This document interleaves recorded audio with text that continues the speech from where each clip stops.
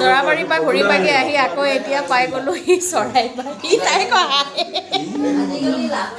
video' বনোৱা দেখিলে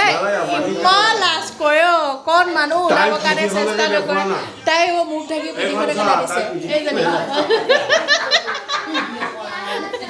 এয়া হ'ল আমাৰ ৩ নম্বৰ মাহী আমাৰ দুইজনীকে একে দেখেনে ক'বচোন দেই মোক অকণমান মুখ চুখ অকণ খোলা বাৰু